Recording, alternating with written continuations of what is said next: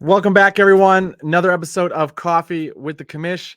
Coming off another good day yesterday. We went 2-1. It's our sixth profitable day in the last 8 days, 11 out of the last 15, and 19 of the last 25 that we've managed to be profitable. If you guys find the content valuable, please just tell a friend, subscribe, like, comment, all of that good stuff to just keep elevating the channel. We'll just keep being back here every single day. Without further ado, though, we have another slate of action and we have 3 more plays. So we'll just get right into it. First spot we're going to target today, it's going to be Nikola Vucevic over 12.5 rebounds. It's not a great play if you just look at the superficial stats, which I encourage everybody, again, every single episode, dig deeper, put the filters on the right way, and there's some value to be found that is often overlooked on the general market.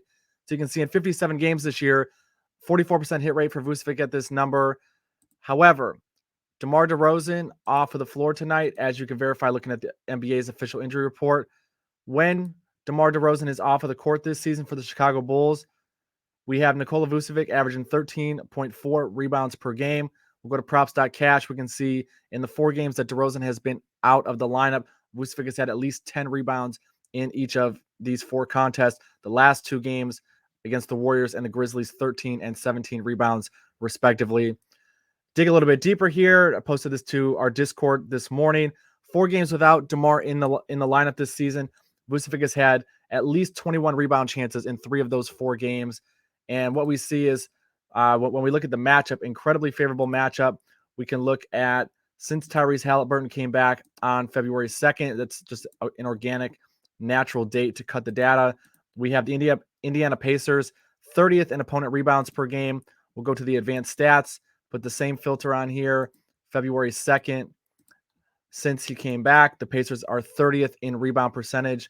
So again, Vucevic, favorable matchup for him against the Indiana Pacers, not rebounding the ball really well at all. Makes sense here with DeMar out of the lineup. He's averaging more than the market number per 36 minutes of action. And then he's proven in past instances that he's able to get over this market number. So first spot, Nikola Vucevic over 12.5 rebounds. Grabbed that this morning at FanDuel at minus 106. Second spot, we're going to target PJ Washington over 15.5 points. Also grab this one at FanDuel. We can go to the San Antonio-Charlotte game here. PJ Washington, 15.5 points. And again, as you can see, 26 out of 58 games overall that PJ has gone over this number. Not very inspiring if you're just sort of casually rolling through props.cash. But PJ Washington has some of the most stark home and away splits of any player in the NBA this season. You can see at home, averaging 7.5 points, 48% shooting from the floor, just under 37% from beyond the arc.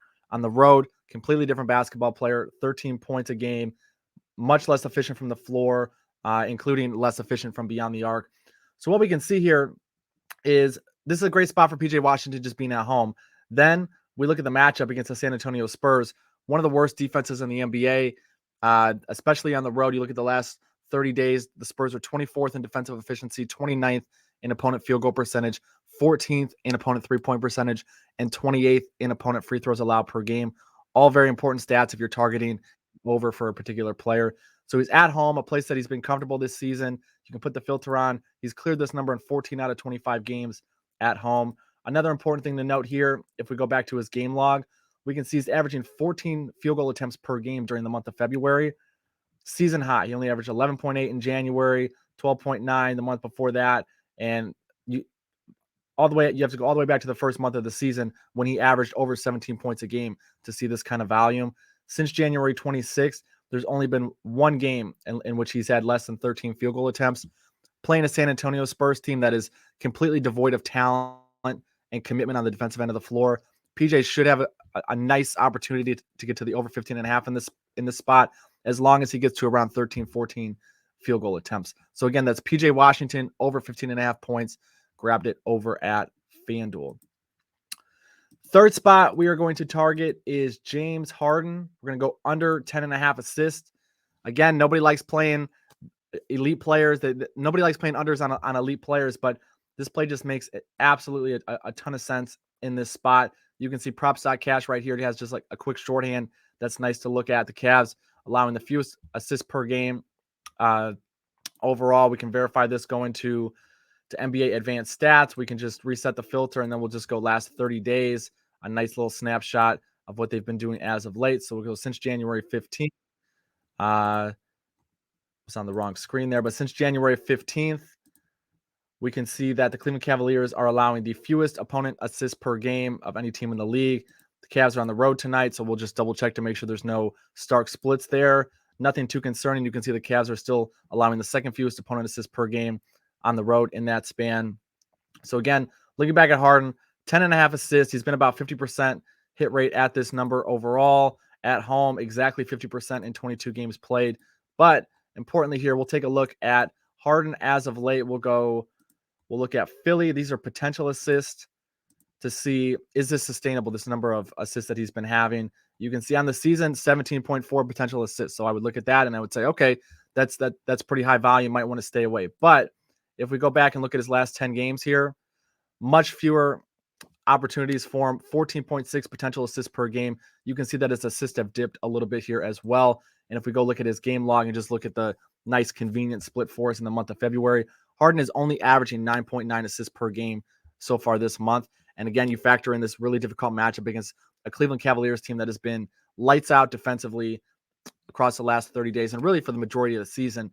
This is a really tough spot for him. This number probably would have came out at 10.5, just with slightly different juice in a favorable matchup. So for me, this is just a spot where you have to take a risk. You have to take an under on James Harden at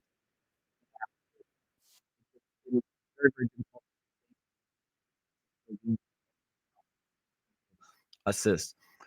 So again, guys, just to recap, first spot that we're going to go to today, Nikola Vucevic over 12.5 rebounds. Grab that over at FanDuel. Second spot, PJ Washington over 15.5 points.